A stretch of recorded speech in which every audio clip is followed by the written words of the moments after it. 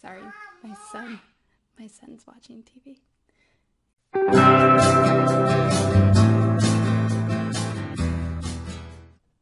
Welcome back to my channel. Thanks for joining me here at Happily in the Middle. As you can see, I'm home on summer vacation, which is really exciting. I like to say that I have been able to sleep in, but I haven't because I have a 2-year-old and he wakes up when the sun comes up. So pretty much every day he comes running across the hallway into my bed and wakes me up and says, "The sun's up." And so that's his cue for us to get out of bed. And then the second thing he says is, "I'm hungry." And so gotta get up and feed the baby. But summer's been really great so far. We took our son to Disneyland and I got to see my brother and meet a nephew and see the other nephew I hadn't seen since he was a little teeny guy. And so we have had a really nice start to our summer. And today I'm going to be sharing with you the teacher tag, which was made by Genuine Teaching at Apples and Tiaras. Really enjoyed theirs. I've been watching a lot of other teachers share their own teaching tag videos, and I kind of went back and forth between should I do it, should I not do it, and so I just finally decided, you know what, I'm just gonna do it because why not? So this is my first summer video and it is the teaching tag. So question number 1 is, how long have you been teaching, what grades have you taught, and what is your background? So this coming year will be my 7th year of teaching. I have taught 6th through 11th grade. I taught 6th grade history, and then I've taught language arts from 6th through 8th grade. I taught English in 9th grade and 9th grade English honors, and then I taught 10th and 11th grade ELD for our international students at a private school that I worked at for a few years. I have also taught Read 180 for 5th grade. But this coming school year, I will be teaching 6th grade Read 180, 6th grade System 44, which is like a sub-program of Read 180, and then I will be teaching 6th grade ELD with our 3D curriculum, which our school just adopted this last school year, and I got trained in at the end of the year. And my background is I studied social science for my bachelor's degree. I originally wanted to be a history teacher. I got a secondary teaching credential from a bilingual and multicultural credential program. I am not bilingual, however, I specialize in teaching students who are bilingual. And to be honest, being bilingual could be helpful, but in my very first year of teaching, I had 9 languages in my classroom, so speaking one language would have been helpful for about 3 students in the class, but not for everyone. And then I also have a master's in language and literacy, and then a reading specialist credential on top of my language arts credential and my social studies credential. When I started teaching, it was 2008, 2009. And that was when the market crashed, and so there were no jobs for teachers. And so I did get hired in my first position to teach 1 period of 6th grade history, and everything else was language arts. And then since then I never got hired. I interviewed for social studies positions, but I never got hired for them. But that's okay, because I actually really fell in love with teaching language arts. I love teaching reading and writing. It's like my favorite thing to do. I love teaching writing. So the second question is, what grade do you teach? I think I answered that. Next year would be all 6th grade. Where do you teach? So I teach in California in a really small rural farming community. Really, really like the community that I teach in. And what is your school mascot? It is the Warriors. And how many students are in your class? So it depends on what class it is, because Read 180 has a max of 24, but in ELD, I believe last year the ELD teacher had, I think, 32 or 33 students in the class. In my ELA classes last year, I had 32 at the height, which is our max at the school site. My 5th grade Read 180 class was down to 19 by the end because students had graduated out of the program throughout the year. My biggest class size I ever taught actually was 38 7th graders, and that was nuts. But my smallest class size I have ever taught was 6 or 7, and That was also really hard having such a small number of kids. I was at the private school. So question number 6, what is your ideal class size? My ideal class size is like around 20. I actually had that a couple of different times in the private school, and I did get it with my 5th graders last year. And it's a really good size. It's not too many kids. It's enough to do groups of doing partners or groups of 3 or groups of 4. But when you get up into the 30s, it just becomes so chaotic. And yes, I have really excellent classroom management, but it's still just a challenge. Question number 7, what is your favorite drink from Starbucks? So I actually don't like any coffee, like at all. I don't even like the smell of coffee, so I don't really enjoy going into Starbucks, but if my husband is going to go and get me something, I really like the strawberry acai refresher, and so that's probably my favorite drink at Starbucks. Although I do like their pumpkin spice chai tea latte. That's really yummy, but that only comes around in the fall.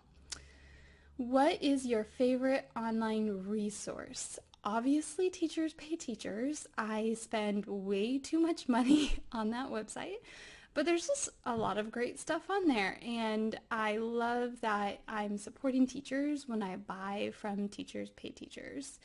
Um, Describe your perfect classroom. Wow. Well, I love teaching 6th grade. 6th grade is like my golden grade. I love that age. I love when they come in, they're like still sort of 5th graders and you get to do a lot of shaping and molding with them. I like the way that 6th graders are willing to try like anything, and like they still get excited about things like Go Noodle and Class Dojo. So even though I'm in the middle school, I can still implement those programs, which are still a little elementary, that the 7th and 8th graders think are not very cool. However, if you've not checked out Class Craft, definitely check that out for the 7th and 8th graders. Because it's similar to Class Dojo in that it's like an online classroom management system, but it's more developmentally appropriate to 7th and 8th graders because it's like a gaming style. So kids really like that program. If I moved up into the 7th and 8th grade, then I would definitely implement Class Craft in my classroom. But that one does cost about $100 a year, whereas Class Dojo is totally free to use in your class. So my perfect classroom would have a huge classroom library. It would have a carpet for them to sit on so that they can read with like floor pillows or bean bags. It would not have a desk in the classroom for me. I would have like a horseshoe table, which is actually what I do have, although I'm getting rid of the desk. I think you've seen that if you've seen the classroom tour video. My ideal classroom would not have those weird desks that I have in my class that kind of like make a circle. I'm not a fan of those desks. I understand the idea behind it, but with the number of kids we have in our classrooms, they're not conducive to learning or having space in the classroom, especially for Read 180 with rotations. So I would actually prefer tables in my classroom, so that way my students are grouped together, because I use and implement the tribes community building model in my classroom, so I do keep my students in groups, or tribes as we call them, in the class. Does that answer the question? I don't know. What is your favorite part of teaching? And this is question number 10. So my favorite part about teaching is just getting to love students. I love getting to know them and making them feel cared about and valued and wanted.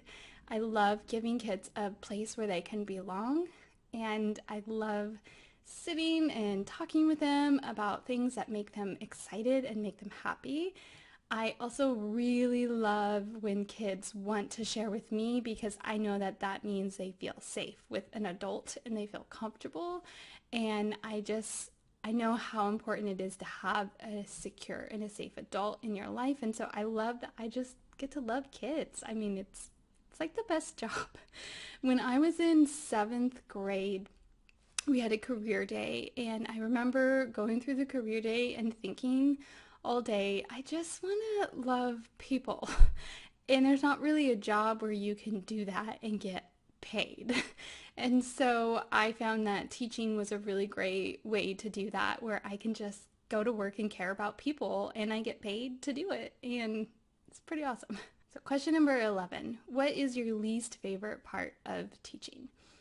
So my least favorite part of teaching is probably, besides all the grading that I do as a language arts teacher, is probably the classroom management around like those individual students who don't really fall into your big system. So those like 5% of kids in the class that don't respond to your PBIS or your positive behavior, or that don't respond to like things like Class Dojo or like behavior check-ins. It's just having to deal with those children that are just really, really tough. And it's not that I don't like them. I like those kids. It's just I hate that I have to stop my class to deal with it. And so, I mean, there's lots of like things that I do and tools I use to help those kids be successful in school and have all systems that I use for that. I just hate when I get a class that has a lot of kids who don't respond to the system. That's really challenging. Had a year like that, not this past school year, but the year before, where almost every day I was crying.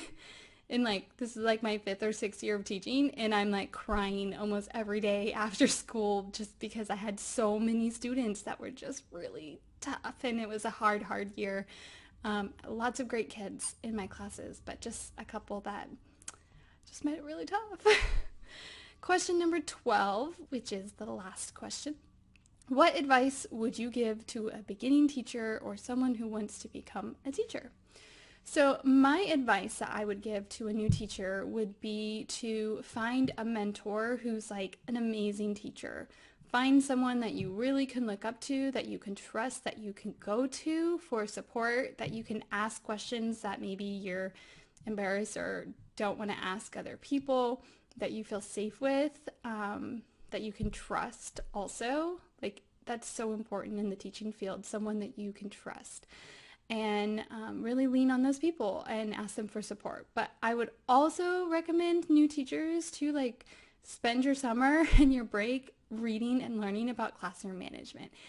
When I went into teaching, you've probably seen my first year of teaching video. When I went into teaching, it was terrible. And it mostly was terrible because I was not good at classroom management and I didn't know a lot about it. And so I was so overwhelmed during that year of teaching that I didn't even know to take the time to research and look for books or tools to help me with classroom management. So I just would totally recommend that you research classroom management. So things like Lee Cantor, Doug Lemov has great tools for classroom management. Fred Jones has great tools, mostly for elementary school, but they can definitely be used in the middle school, a little bit in the high school, and I've taught all the way to 11th grade, so I know that they can be applied across.